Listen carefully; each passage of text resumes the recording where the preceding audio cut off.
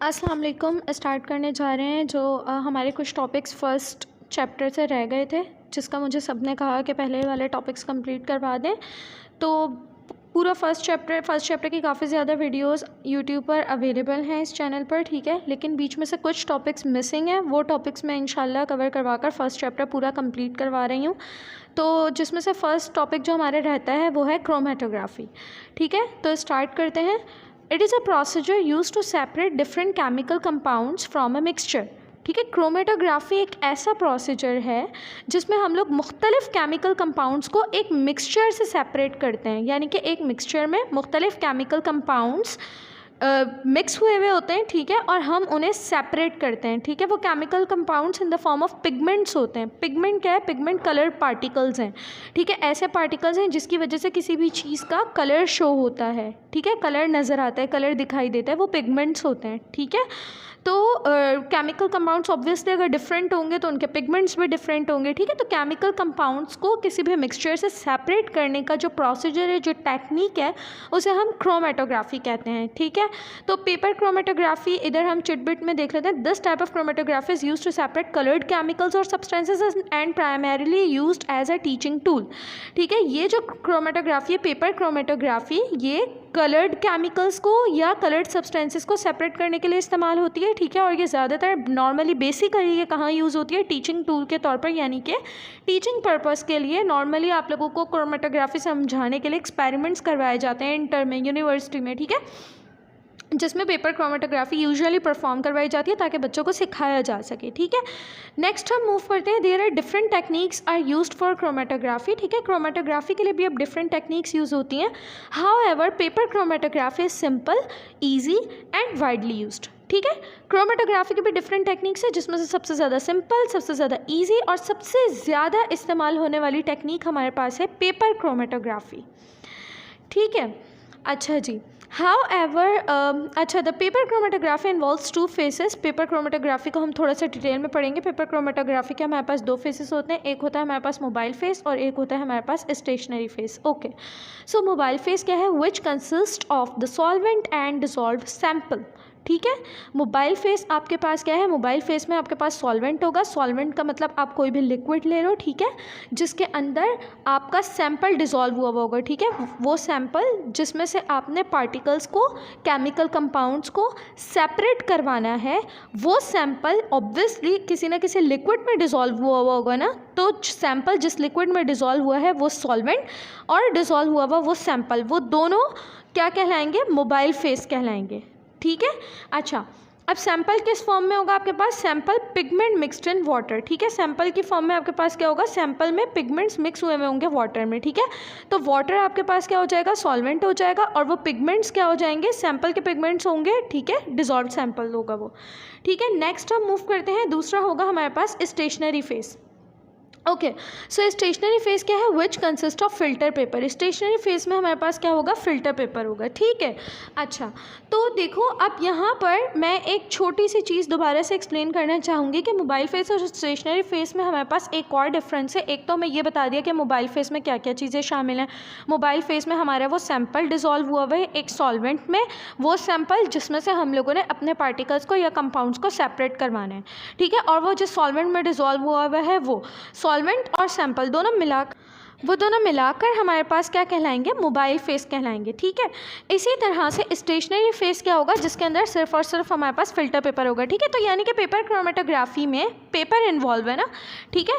तो बेसिकली इन तीन चीज़ों की हमें लाजमन ज़रूरत पड़ेगी, ठीक है, जिनमें से दो चीज़ें मोबाइल फेस कहलाती हैं, एक चीज़ स्टेशनरी फेस कहलाती है। रीज़न, वो दोनों चीज़ें मोबाइल फेस क्यों कहलाती हैं और फिल्टर पेपर स्टेशनरी फेस क्यों कहलाता है? क्योंकि मोबाइल का मतलब है मूविंग, वो चीज़ जो मूव कर सके, और स्टेशनरी का मतलब है वो चीज़ जो रेस्ट में हो, जो मूव ना करे, ठीक है। अब इन दोनों की एक्सप्लेनेशन आपको मैकेनिज्म से समझ में आएगी, ठीक है। तो स्टार्ट करते हैं अपना mechanism. The mixture of mobile phase is passed through the stationary phase. आपके मोबाइल फेस का जो मिक्सचर है, जिसमें आपका सैंपल और आपका सॉल्वेंट दोनों है, ठीक है, उसे स्टेशनरी फेस से यानी कि आपके फिल्टर पेपर से पास करवाया जाएगा।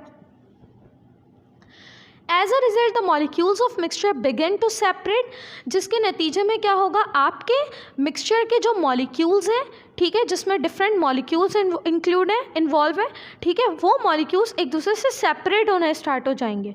ठीक है, सेपरेट किस तरह से होंगे, आपके पास डॉट्स की सूरत में सेपरेट होंगे एट डिफरेंट प्लेसेस। ठीक है, यानी कि आपने क्या किया, आपने अपना स्टेशनरी फेस यानी कि आपने अपना फ़िल्टर पेपर लिया, उसके ऊपर आपने मिक्सचर डाल दिया अपने मोबाइल फेस का, यानी कि आपने कुछ ड्रॉप्स डाल दिए इस सॉल्वेंट के जिसके अंदर आपका सैंपल डिज़ोल्व हुआ है। ठीक है, उसके नतीजे में क्या होगा, जो उस ड्रॉप से डिफरेंट प्लेसेस पर, उस पेपर पर, आपके स्टेशनरी फेस पर आपको डिफरेंट प्लेसेस पर ना कुछ डॉट्स नज़र आएंगे। अब वो डॉट्स क्या होंगे, डॉट्स उस सॉल्यूशन से डिफरेंट मॉलिक्यूल्स होंगे आपके जो सेपरेट हुए हुए होंगे। ठीक है, फॉर एग्जांपल ये फ़िल्टर पेपर है, यहाँ पर आपने जो है अपना मोबाइल फेस छोड़ा है। ठीक है, तो इसमें से क्या होगा, इसके अंदर से आपका जो मिक्सचर होगा उसमें से उसके कंपाउंड्स क्या होंगे, उसमें से उसके जो कंपोनेंट्स होंगे, उसमें से उसका क्या कहते हैं आप, जो डिफरेंट मॉलिक्यूल्स होंगे वो मूव होने स्टार्ट हो जाएंगे। ठीक है, आपको कोई डॉट यहाँ मिलेगा, कोई डॉट यहाँ मिलेगा, कोई डॉट यहाँ मिलेगा, कोई डॉट यहाँ मिलेगा, और ये जो डॉट्स होंगे आपके पास ये डिफरेंट कलर्स के होंगे, क्योंकि हर डॉट जो है वो हर अलग अलग मॉलिक्यूल होगा जो सेपरेट हो चुके होंगे एक दूसरे से उस मिक्सचर में से। ठीक है, ये एक ड्रॉप जो था ये एक मिक्सचर था जिसमें आपका सॉल्वेंट भी था और आपका सैंपल भी था डिसॉल्व हुआ हुआ। ठीक है, उसमें से डिफरेंट कंपाउंड सेपरेट हुए डिफरेंट कलर्ड डॉट्स की सूरत में स्टेशनरी फेस यानी कि फ़िल्टर पेपर पर डिफरेंट प्लेसेस पर, according to affinity of molecule for the stationary face.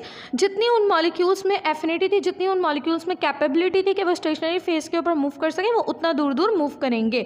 Now this filter paper is called chromatogram. अब ये फिल्टर पेपर क्या कहलाएगा, क्रोमेटोग्राम कहलाएगा, क्योंकि इसके ऊपर क्रोमेटोग्राफी डन होगी, क्योंकि इसके अंदर इसके ऊपर जो है different dots, different coloured dots की फॉर्म में डिफरेंट जो मिक्सचर में से डिफरेंट मॉलिक्यूल्स होंगे वो सेपरेट हुए हुए होंगे। ठीक है, this procedure is usually perform to separate the mixture of protein and photosynthesis pigments. ठीक है, ये प्रोसीजर पेपर क्रोमेटोग्राफी का नॉर्मली कहाँ कहाँ यूज़ होता है, जब आपको प्रोटीन के मिक्सचर में से सेपरेट करवानी होते हैं पार्टिकल्स, और जब आपको फोटोसिंथेसिस के कितने पिगमेंट्स होते हैं, मेनली तो उसमें क्लोरोफिल होता है। ठीक है, क्लोरोफिल के भी डिफरेंट पिगमेंट्स होते हैं। ठीक है, तो फोटोसिंथेसिस के पिगमेंट्स को सेपरेट करवाने के लिए नॉर्मली ये पेपर क्रोमेटोग्राफी टेक्निक यूज़ होती है, वरना क्रोमेटोग्राफी में पेपर क्रोमेटोग्राफी के अलावा और भी डिफरेंट चीज़ें और भी डिफरेंट टेक्निक्स इन्वॉल्व्ड हैं, यानी कि क्रोमेटोग्राफी सिर्फ एक तरह की नहीं है, पेपर क्रोमेटोग्राफी और भी डिफरेंट तरह की क्रोमेटोग्राफीज हैं, जिनमें से पेपर क्रोमेटोग्राफी हम लोगों ने यहाँ डिटेल में पढ़ी है।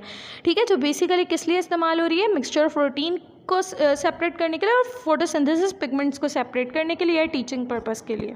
तो यहाँ नेक्स्ट पेज पर हमें डायग्राम दी हुई है प्रोसीजर ऑफ क्रोमेटोग्राफी की। ठीक है, तो देखो यहाँ पर ये क्या है, ये है हमारे पास पेपर है। ठीक है, फिल्टर पेपर है।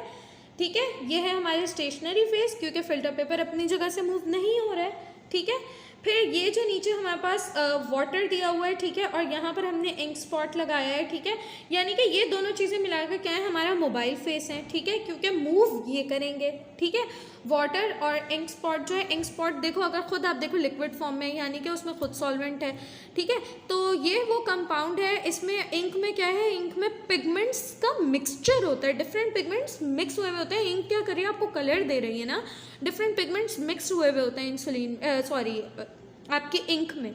ठीक है, तो हमें क्या करना है, हमें उसमें से डिफरेंट पिगमेंट कंपाउंड्स को सेपरेट करना है इस टेक्निक के थ्रू। ठीक है, तो आपका ये जो है मोबाइल फेस कहलाएंगे ये दोनों चीज़ें, क्योंकि ये मूव कर रही हैं बेसिकली। ठीक है, एक बीकर में आपने ये सारी चीज़ें ली हुई हैं। ठीक है, यहाँ से पिन से इसको अटैच किया हुआ है पीस ऑफ वुड से। ठीक है, तो अब देखो आपके पास होगा क्या, आपके पास आपका जो वाटर है वो मूवमेंट स्टार्ट करेगा, साथ में जो इंक स्पॉट है वो भी मूवमेंट स्टार्ट करेगा। ठीक है, एक सॉल्यूशन बन जाएगा, वाटर और इंक स्पॉट को मिलाकर मूवमेंट स्टार्ट होगी। लेकिन फिल्टर पेपर पर जो आप ऑब्जर्व करोगे, वो आप क्या ऑब्जर्व करोगे कि जो आपका एक इंक स्पॉट था उससे देखो, उसमें से जितने डिफरेंट पिगमेंट्स वाले कंपाउंड्स उसके अंदर मिक्स हुए थे, वो सारे डिफरेंट स्पॉट्स पर आपको अलग अलग नज़र आएंगे।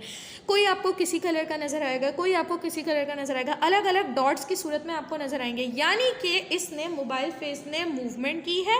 ठीक है, वैसे भी यहाँ पर मूवमेंट आपको दिखा रहे हैं कि दोनों चीज़ें मूव कर रही हैं। ठीक है, मोबाइल फेस ने मूवमेंट की है, प्लस मोबाइल फेस से जो डिफरेंट कंपाउंड्स थे आपके इंक में से जो डिफरेंट मिक्सचर था, जो डिफरेंट कंपाउंड्स का, वो डिफरेंट कंपाउंड्स, वो डिफरेंट पिगमेंट्स अलग अलग प्लेस पर इस फिल्टर पेपर पर डॉट्स की सूरत में सेपरेट हुए हैं। ठीक है, तो ये है हमारी क्रोमेटोग्राफी। अगर ख़ास तौर पर कहूँ तो क्रोमेटोग्राफी में से भी स्पेसिफिकली पेपर क्रोमेटोग्राफी। ठीक है, अगर इसमें कोई भी कन्फ्यूजन है किसी भी पॉइंट पर तो आप लोग मुझसे पूछ लेना। ठीक है, बाकी इंशाल्लाह नेक्स्ट टॉपिक स्टार्ट करेंगे नेक्स्ट लेक्चर में। अल्लाह हाफ़िज़।